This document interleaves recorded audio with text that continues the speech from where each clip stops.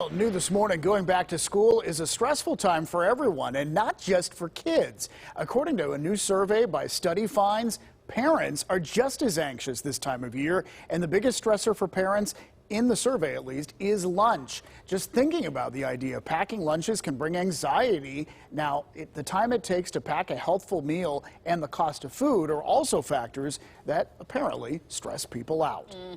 Now, it can be tough to figure out what to put in a child's lunchbox that they will actually eat. So we are here to help. Hopefully. Nutritionists will tell you to hit the major food groups like fruits and veggies and protein, grains and dairy.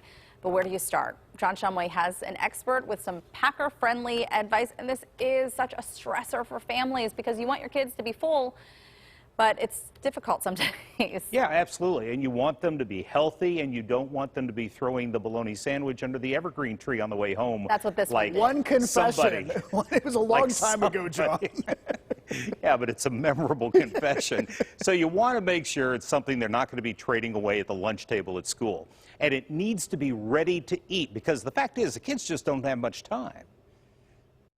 Evelyn Bendon is a Cleveland Clinic pediatric registered dietitian and says protein is the key. And that's probably the hardest thing for lunch. Thinking of deli meats are okay. But you could even do just like a chicken breast, you could do hummus, a hard-boiled egg. She says fruits and veggies should also be a priority. And cutting up like the fruits and vegetables or even the fruit cups as long as they're in their own juice. As for dairy? Yogurt is a great dairy option if they don't like to drink milk. You know, you can throw a yogurt in there. And when it comes to grains, Bendon says, you want to try to pick whole grains for the grains, so not so many white breads or crackers. You want to try to pick whole wheat or whole grain. Or consider a tortilla. Even standards like peanut butter and jelly will work if your child likes it. Peanut butter is actually, you know, a pretty good source of protein. But just not every day.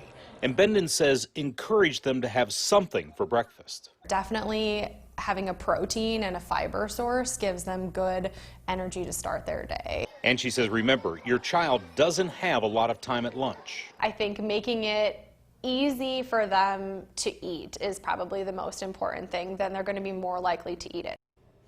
Back to peanut butter for a second. Make sure your school doesn't have some sort of a prohibition on peanut butter because of allergy issues in the school.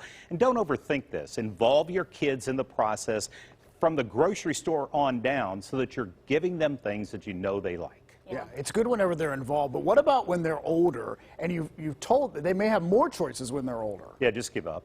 Okay. No. Talk to them. Make sure they have some breakfast. Okay. Make sure they have some breakfast, some protein, some grains before they go out the door.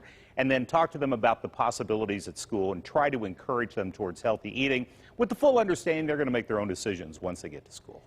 I know sometimes they'll eat on the bus, and that can be difficult now with masks and wearing them on the bus, so that makes it a little bit more challenging too. So eat before you leave, kids. Absolutely. Thanks, John. All right, thanks.